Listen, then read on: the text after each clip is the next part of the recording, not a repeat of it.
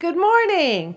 Welcome to the Center for Spiritual Living Cape Coral. My name is REDFERN, and I am your tour guide for today. Welcome to our center. Today we've got some meditation, we've got some reading and prayer, we've got some songs. We're talking about inclusion today. It's a really great Sunday, so sit back, relax, and enjoy. Welcome to the center.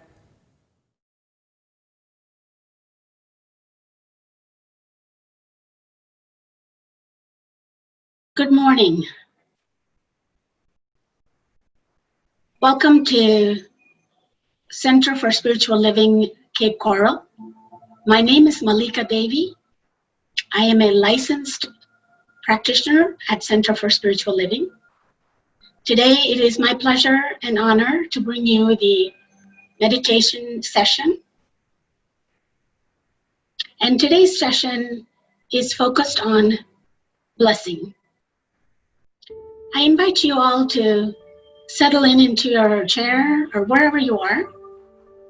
Find a comfortable place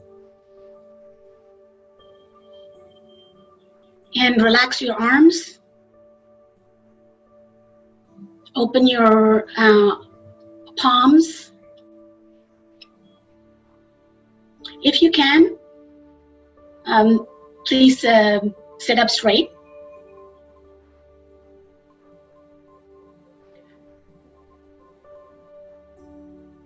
And I invite you to close your eyes if you're comfortable. If not, you can always stare at an object or something further where you can keep your focus.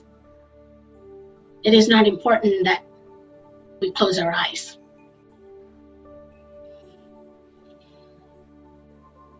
So I'm beginning with our spiritual prayer.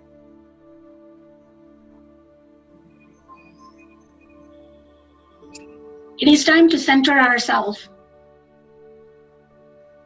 to the moment, to the present moment.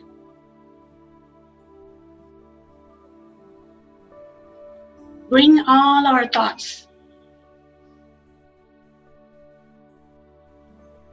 to this moment, and I call it God's moment. Every moment is God's moment. And it's especially true when we are staying in the spiritual practices and principles. Moment of God's moment. Awareness. Being aware of where we are and our surroundings. What we are surrounded with.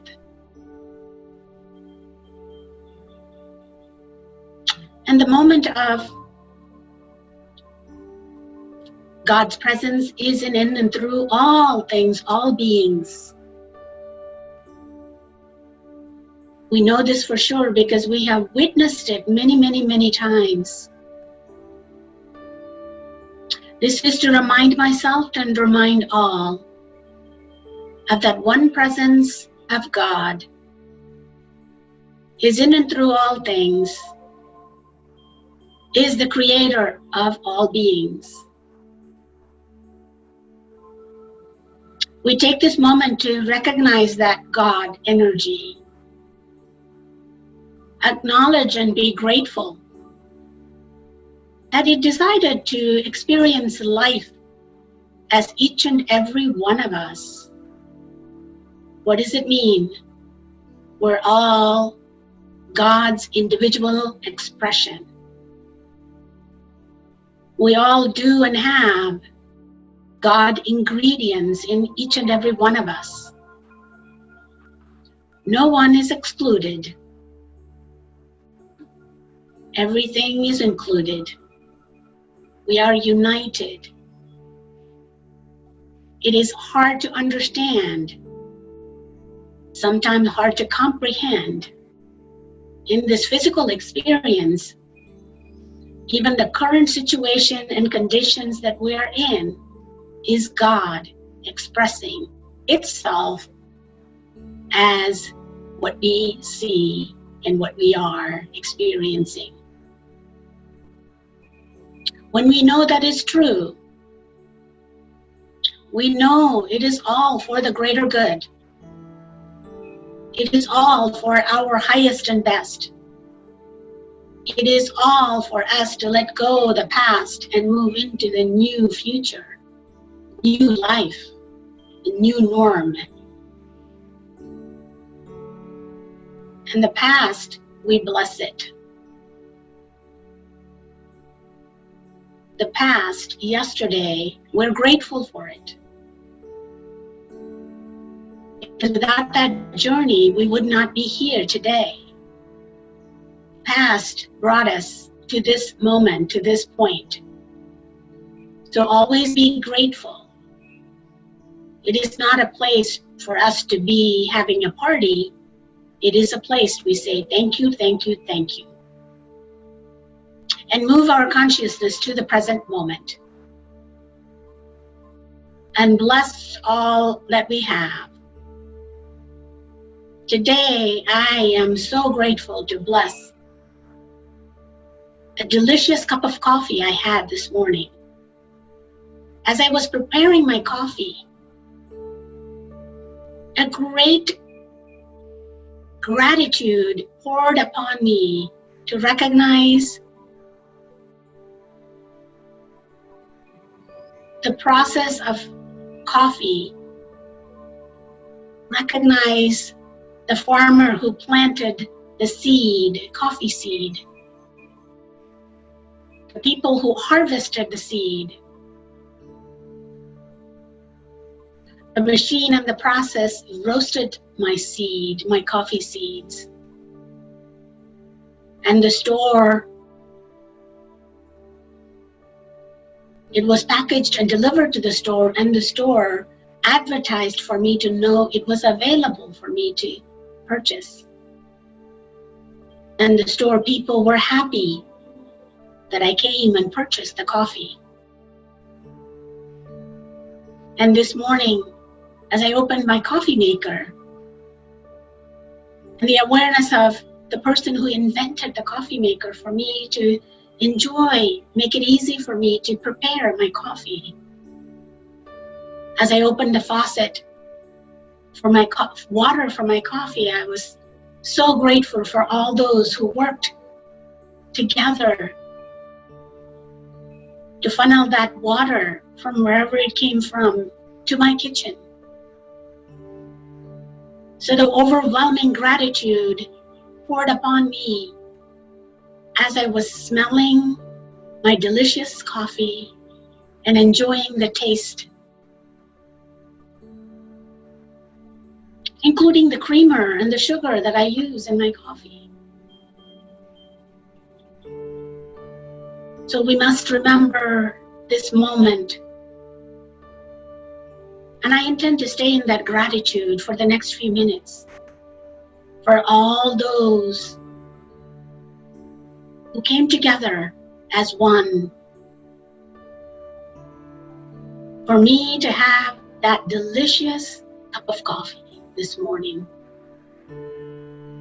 I recognize some of you may not drink coffee as you were listening to me today.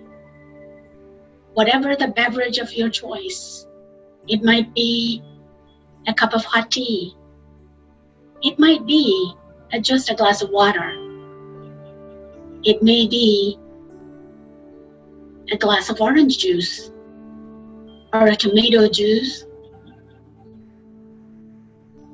or a cranberry juice or an apple juice. Whatever your choice of beverage this morning, please remember to recognize and know that many hands came together to prepare that delicious cup of beverage for you to enjoy. It is time to be in the basics of life. The priority of what is important, what is the truth,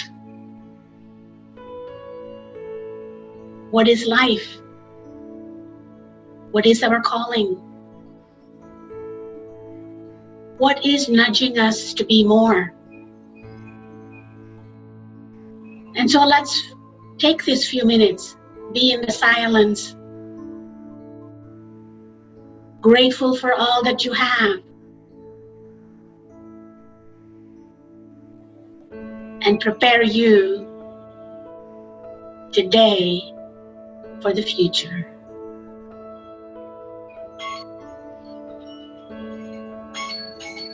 As you gently return yourself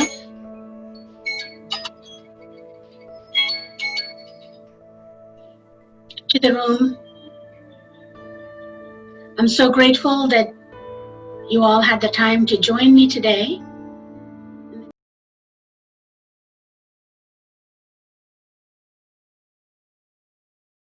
There is a power, a force in the universe greater than us, and we can work with this power and enjoy lives that are happier, healthier, more peaceful, and more content.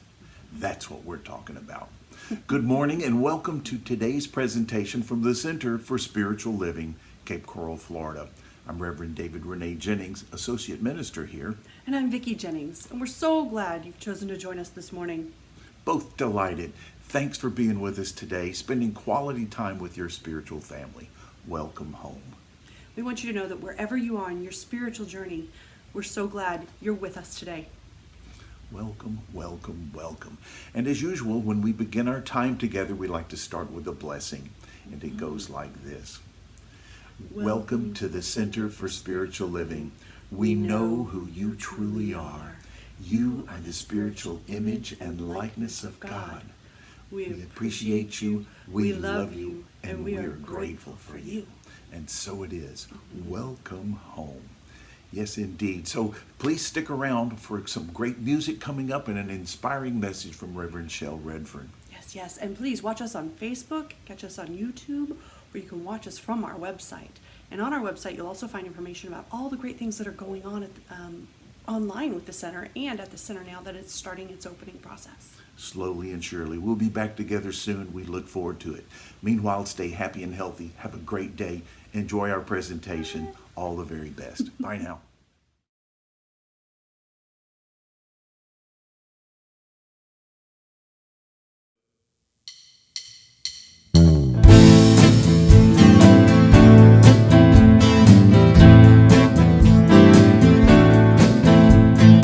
Thank you for this day, Spirit. Thank you for this day. Thank you for this day, Spirit. Thank you for this day. This loving day. This loving day. Thank you for my friends, Spirit. Thank you for my friends. Thank you for my friends, Spirit. Thank you for my friends. My wonderful friends.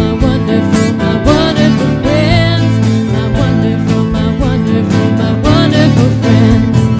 Thank you for my health, Spirit. Thank you for my health. Thank you for my health, Spirit. Thank you for my health. My radiant health. My radiant health. Thank you for this day, Spirit. Thank you for this day. Thank you for this day, Spirit. Thank you for this day. This loving day. This loving day.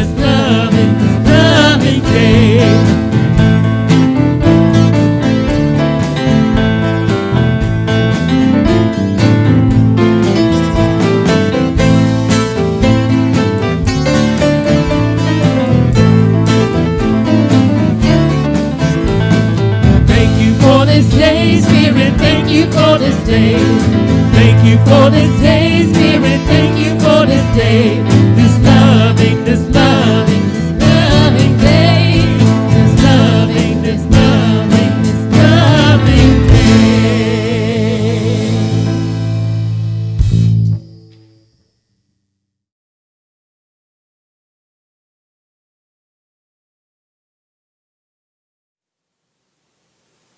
Good morning. Thank you for joining me.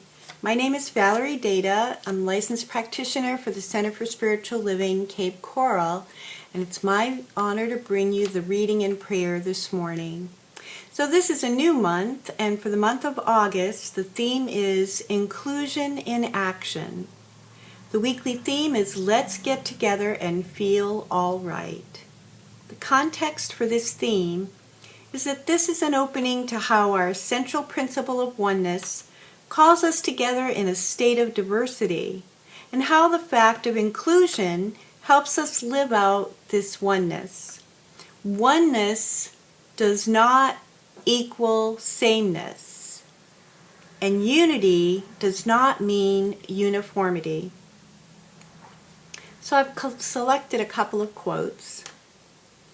This from Eckhart Tolle, Oneness with All Life Treasury Edition, Inspirational Selections from A New Earth. Be aware that what you think, to a large extent, creates the emotions that you feel. See the link between your thinking and your emotions. Rather than being your thoughts and emotions, be the awareness behind them. This from author Damian Mark Smith. We're one. We've always been one. We'll always be one until we think we are not. And herein lies our challenge. We are one, but we think we are separate. We have forgotten our oneness. And from Marshall Rosenberg, our survival as a species depends on our ability to recognize that our well-being and the well-being of others are in fact one and the same. I'd like to share this affirmation.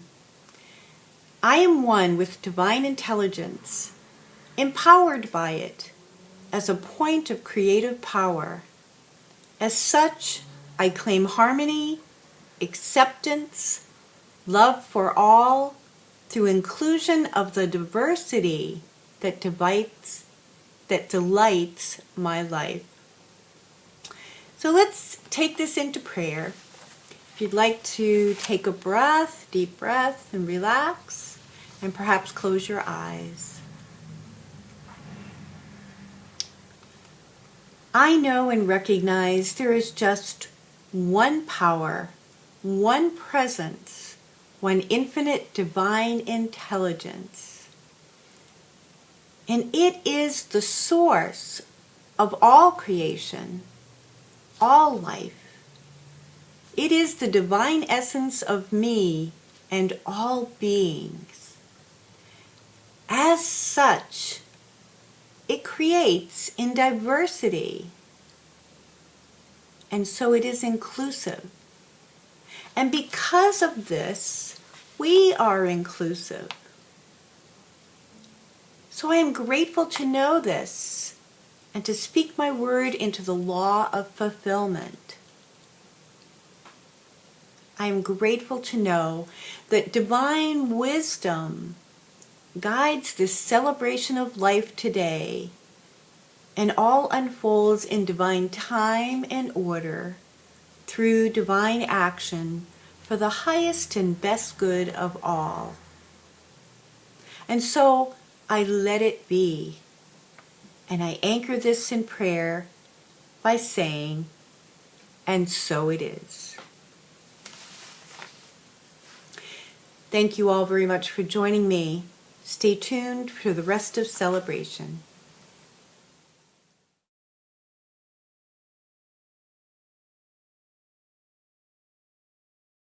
All righty then, are you ready to get down to some business here? We got a great talk today. Today we're talking about inclusion in action. That's the new theme for August, inclusion in action. And our talk title today is Let's Get Together and Feel All Right. Have a little bit of Bob Marley going on this morning. I gotta love it. So inclusion and diversity is a very big part of what we study, talk about, learn about at the Center for Spiritual Living, because we believe in embracing the diversity that is humanity. Each one of us is an individualized representation of God. We are God in form. And so it's for us to embrace the diversity that is present here on planet Earth. Something really important that we need to figure out and do very actively, beginning like now would be good, right? We are actively creating a world that works for everybody. We do that by inclusion and embracing diversity. One of the things that Ernest Holmes said is that unity does not mean uniformity. It doesn't at all. Again, individualized manifestation means we're all different. So there's a lot of talk and a lot of work, especially coming from home office, about inclusion and diversity. And one of the things that home office has been focusing on is understanding our biases, our unconscious biases and our conscious biases, understanding that they're there, working with them, dissolving them, and so on. And for example, right now they are offering a class. I've just taken it. It's called White Supremacy and Me. And they offered it for reps, and now they're offering it for practitioners and for lay people. So if you are interested in taking a class called White Supremacy and Me and learning about your own unconscious biases, please let me know and we will get the information to you. I believe it's starting this week for lay people, definitely starting this week for practitioners. So again, you can find information for that on our Facebook page, in our group. And if you can't find it there, just drop us a note from the website, go to the contact page, and I would be happy. It's a free class, 28 days, 4-week book study, White Supremacy and Me. Really, really, really good. So let's talk about bias. There are two different kinds of bias. There's explicit bias, and then there's implicit bias. Now, explicit bias is bias that we know we have, and we make decisions and we speak from and we act from these biases. So, for example, I have an explicit bias for frozen custard over ice cream. I love frozen custard. And if there's a choice to be had, I will always take frozen custard over ice cream. I like the taste better, all that stuff. Okay, so I know why my explicit bias is there, but it's an explicit bias. I like custard over ice cream. It's a choice that I make, and I'm vocal about it, as I've just been with you.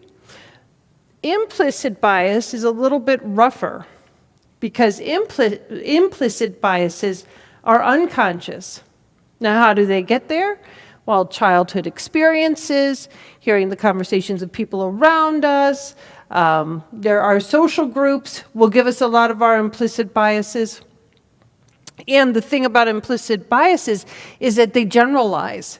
And so they do, speaking of social groups, they generalize other social groups. So we can compartmentalize people based on their skin tone, based on their sexual preference, based on their politics, based on all kinds of things. And so the idea is to understand what these implicit biases are so that we can actively dissolve them and embrace the magnificence that is called humanity here on Earth. So I went searching for ways to uncover, discover, dissolve implicit biases. And I found a wonderful, wonderful article. It was on Very Well Mind magazine, which is an online magazine, and it was called 10 cognitive biases that distort our thinking. And we're not going to go through all 10. We're going to go through 5 of them, but it was a brilliant article, and I think that you'll find from these 5 that, at least I did. I went, So let's get rocking with it. The first one we're going to talk about is confirmation bias. And what confirmation bias is that we like people to agree with us. And we tend to hang out with people that agree with us. We tend to hang out with like-minded folks. Well, that's comfortable, that's understandable.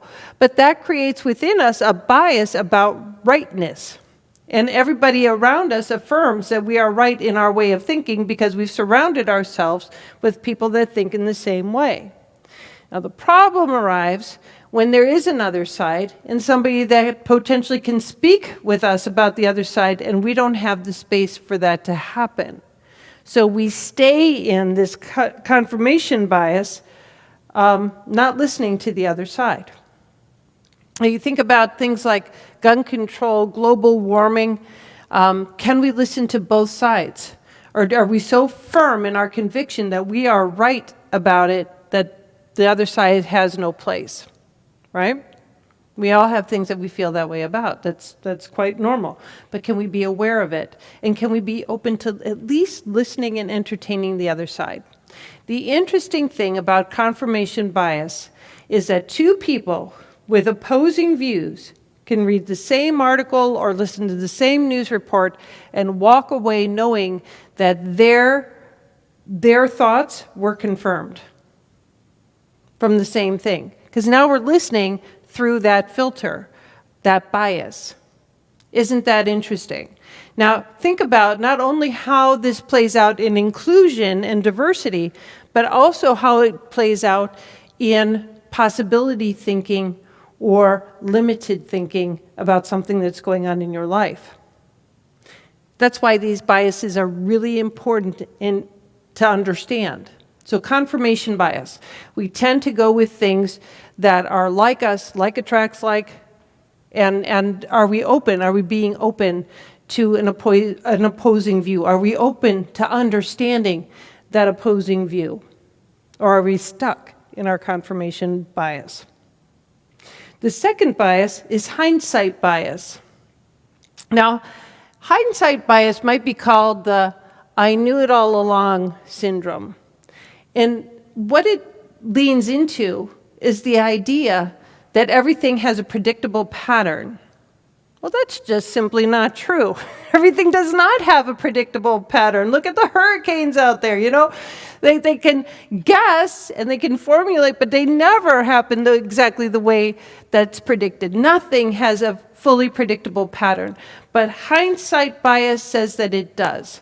Now, hindsight bias looks like this. We go and we take a test, and we get an answer wrong, and we look at that wrong answer and go, I knew that.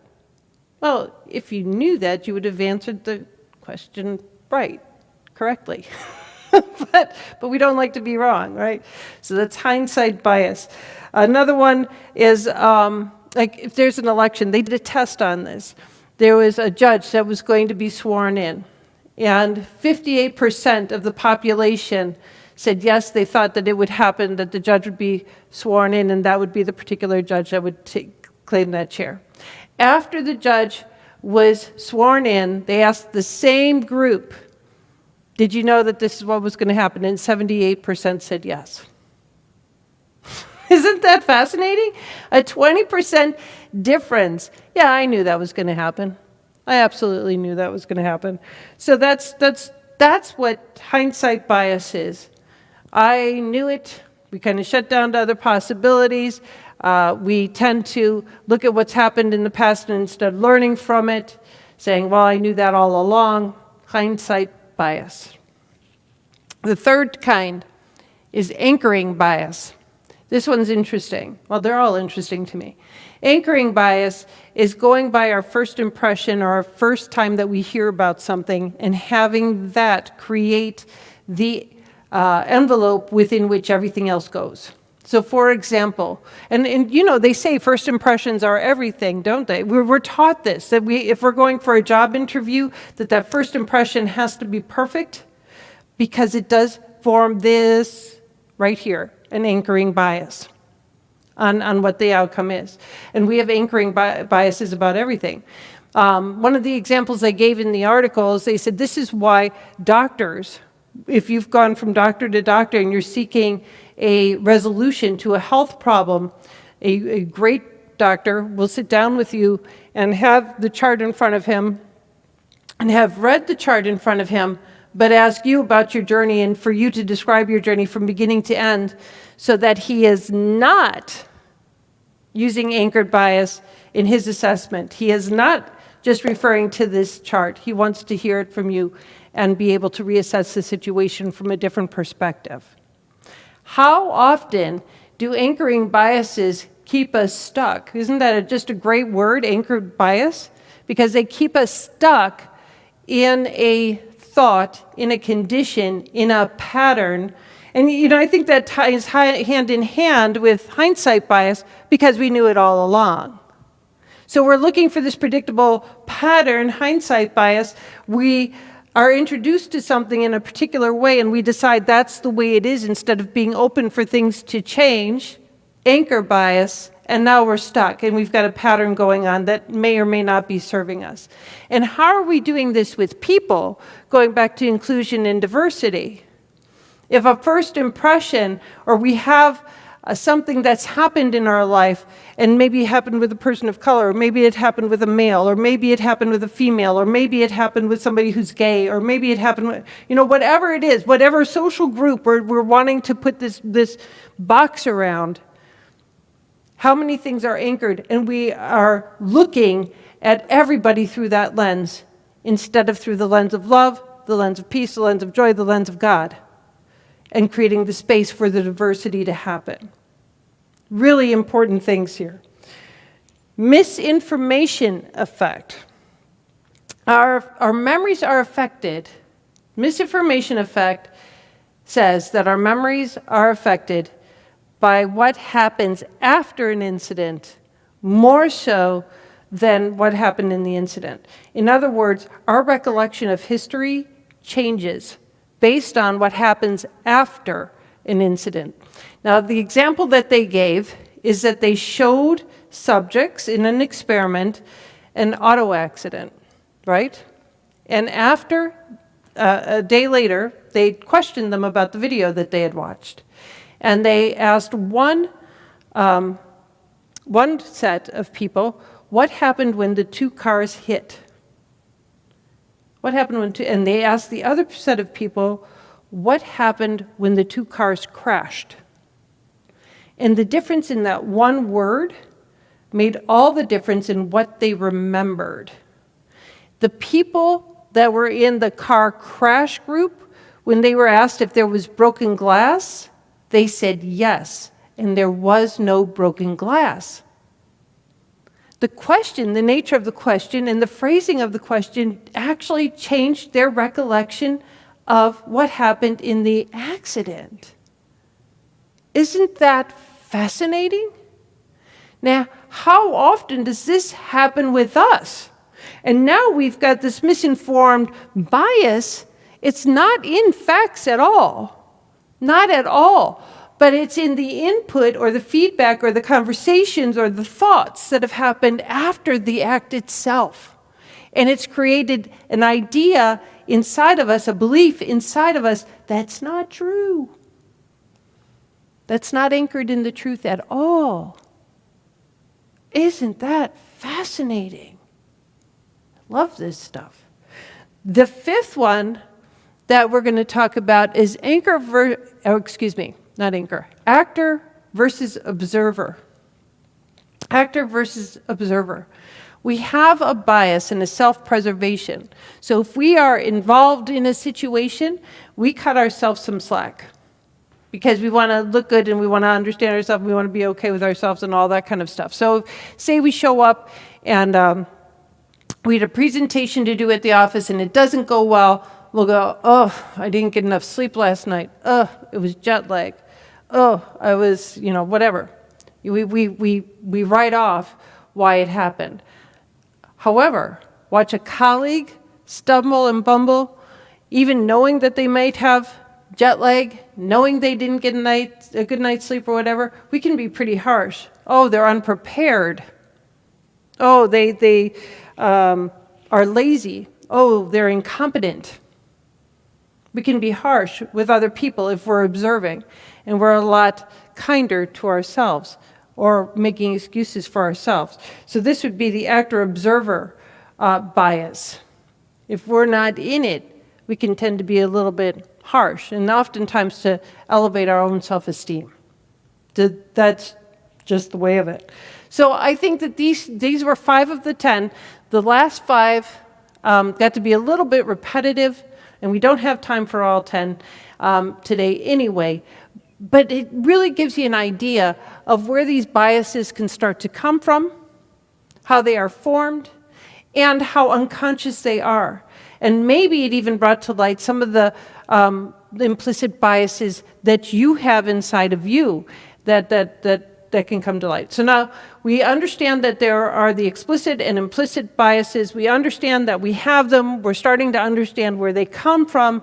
Now, what do we do? What do we do all this? So I think that the thing to do is to become an observer of our thoughts. And of course, this is what we talk about every week, right? Here we are, we're back here again. But this is what it's all about, guys. We have to become an observer of our thoughts because we get to change our mind. And what happens when we change our mind? Our lives change. What happens when we change our mind in inclusion and diversity? We create a world that works for everybody. Everybody starts to observe their thinking. Everybody starts to observe where these things are coming from. All of this starts to change. We're starting to create a world that works for everybody. And that's what this is all about. So we become an observer of our own thoughts. Now, several months back, I did a talk and talked about Byron Katie's work. So as we're observing our thoughts, becoming the observer, even if we are the actor, we become the observer, we can start to ask ourselves these very important questions. Number one, is it true? Byron Katie's work, you remember this? This is going to start to ring a bell. Is it true? When you have a thought, is that true? Number two, do you know for sure that it's true? There's no way that it could not be true. You know absolutely without a shadow of a doubt that it must be true. That's second question. Third question, how do you react when you believe that thought? How do you react when you believe that thought? Is it of benefit to the world? Is it of benefit to your life? Is it a benefit to others? How do you react when you believe that thought? And number four, who would you be without that thought? Who would you be without that thought? Aren't those brilliant questions? Is it true? Are you really, really sure that it's true? There could be no other possibility in this? Are you really sure that it's true? How do you react when you have this thought? And who would you be without this thought? Powerful stuff, my friends. Very powerful stuff.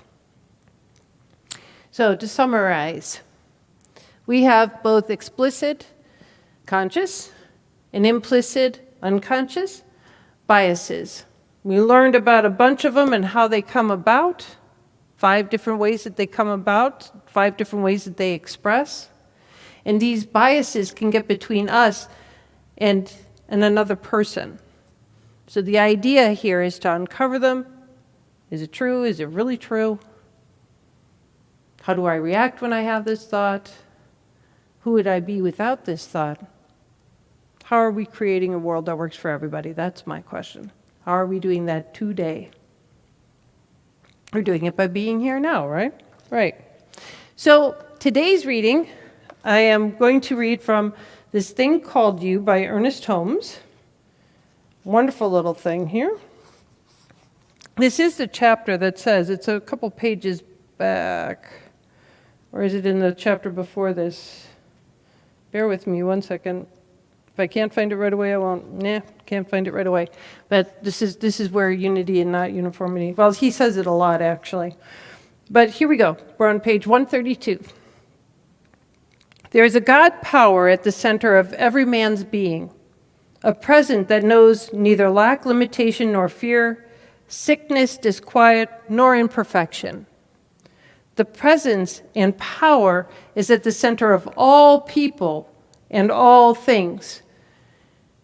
And this, my friends, is why we talk about inclusion, because this presence and power is at the center of all people, and all things. We are all God in form. But because everyone is an individual, he can build a wall of negative thought between himself and this perfection. This makes it difficult for the true center to come to the surface. When this happens, the mind becomes impressed only by its external environment, which declares that impoverishment and pain must necessarily accompany every man in his experience through life. This whole process is an activity of thought, either consciously or unconsciously entertained. The wall which keeps you from greater good is built of mental blocks, cemented together by fear and unbelief, mixed in the mortar of negative experience. Isn't he brilliant? Now you are to tear down the wall, to completely destroy it. The view which this wall obstructed is now seen in all its grandeur. The sun never really stops shining, and the river of life flows forever. Having destroyed the barrier, you may sit on the banks of this river, contemplating the beauty of nature, or you may bathe in its refreshing coolness. He's quite a poet, isn't he?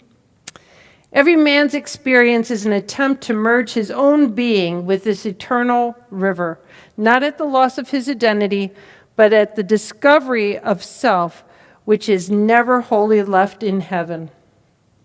Well, has never wholly left its heaven. Let's say that here. Right. Like an echo from some unknown shore, there is a voice seeking to be heard. Like clouds which obscure the mountaintops of vision, thoughts of fear and doubt obscure the greater view. Now he has a prayer. So instead of doing a closing prayer, I'm going to share these words. So I invite you to close your eyes, relax, rest, and enjoy this beautiful prayer by Ernest Holmes. I know that there is a presence and a perfect law irresistibly drawing into my experience everything which makes me happy and worthwhile. I know that friendship, love, and happiness belong to me. Nothing but good can go forth from me. The good that I receive is but a completion of the circle and fulfillment of my desire for all. I no longer judge according to appearances, be they mental or physical. I have placed my reliance in the power, the presence, and the perfection of God. Therefore, I have dominion over all apparent evil. I repute all its claims, cast out every fear of or belief in that which is not good, and exercise the dominion which by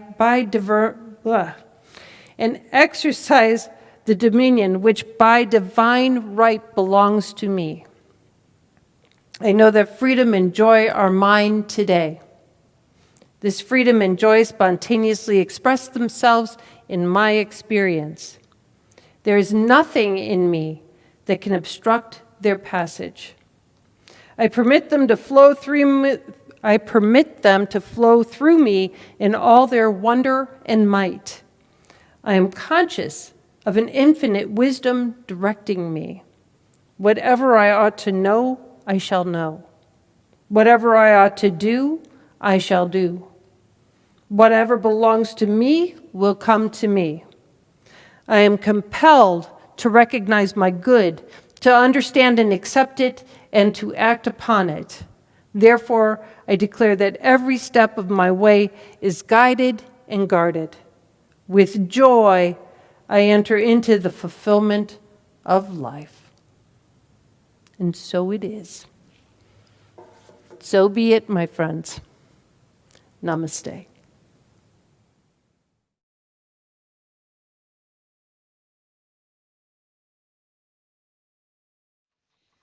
Hello, everyone. My name is Karen GIDLEY, and I'm on the Leadership Council at CSL, Centers for Spiritual Living, Cape Coral. Now is the time to show gratitude for all that has happened today. There's currently a number on the screen that you can text your donation to, and there is also a one-time sign-up prompt, and after that, you just put in the dollar amount, and approve, and it's that easy. You can visit our website at csl.capecoral.org, cslcapecoral.org, and click the donate button. You can also mail a check to 406 Southeast 24th Avenue, Cape Coral, Florida 33990. We also accept automatic transfer funds on a weekly, bi-weekly, or monthly basis. So now I ask you to take your tithe, if it's available, and place it between your hands. And you can put your hands over your heart as I say our tithing affirmation. Today, I know the activity of the divine abundance is at work in my life and the life of this center. I give and receive generously as I live in the flow of bountiful good. And now I speak a word of blessings over this tithe. With appreciation and love, I accept these offerings and gifts. Divine love through me blesses each gift and each giver. I know that all of this has been given here, circulates to do great works both within this spiritual community and in the world at large. Standing in gratitude, I release these words, so please join me in saying, and so it is. Thank you and namaste.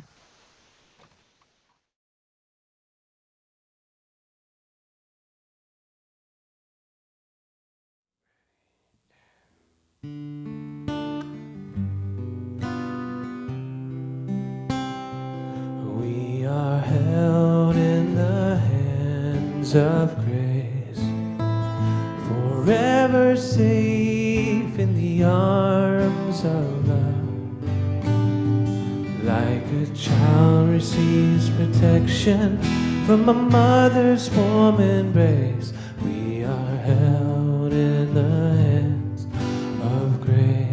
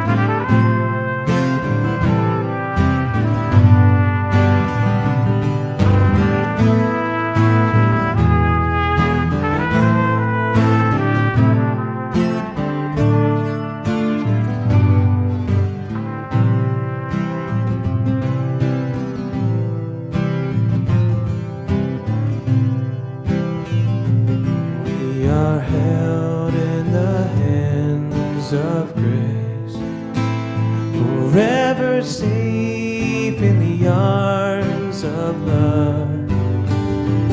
Like a child receives protection from a mother's warm embrace, we are held in the hands of grace. We are held in the hands of grace.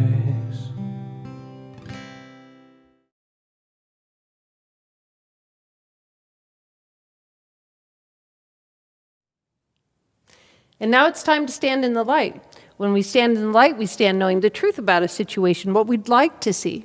So I'm standing in the light for each and every one of you, knowing that your perfection is unfolding with grace, ease, joy, poise, and even more. That good and more good is yours now. I invite you to write what you're standing in the light for in the comments on Facebook, in the comments on YouTube, or go to our website and fill out a contact form, and we will put a prayer request in for you to our prayer practitioners and ministers. So lots of different ways to have stuff prayed up for you. I'm going to speak a short blessing over all of these intentions. I know right here and now that there is one power, one presence, one life. That life is God's life. That life is the life of each one watching this video right here, right now. And I know that each and every intention spoken here, written here, thought here, has been heard by the one mind. It is firmly anchored in spirit, where it is blossoming into beautiful outcomes for each and every one. For this and so much more, I am so very grateful and thankful. It is in this gratitude that I let go and let God. It is done, and so it is. So be it.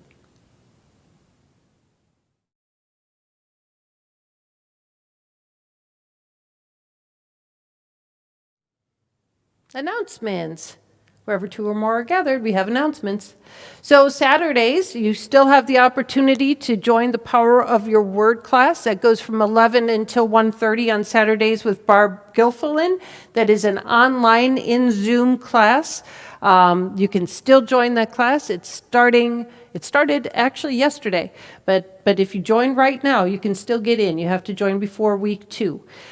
So you can visit our website for information. You can look on our Facebook page for information. You can look at our meetup page for information, or again, drop us a line from the website, give us a call, and we will get that information to you so you can register for class. This is a wonderful class and deals specifically with prayer and the power of your word. Great name for a great class. We are continuing to meet in person and online with our midweek tune-up. We had a little bit of technical issues with the sound this last week. So guys, I got a multi-directional microphone thing and speaker, so that should be improved this week. It was so wonderful to have people in this building. I can't even tell you. And what we're doing is preparing so that we will be ready to bring you back for Sunday celebration as soon as possible. But that's not going to happen yet, but I will keep you in the loop on that. And those are our only announcements this week. I know that you are going to have a wonderful, wonderful week, and so am I. And so it is, right? Right. Have a great week. We'll talk to you soon. Bye-bye.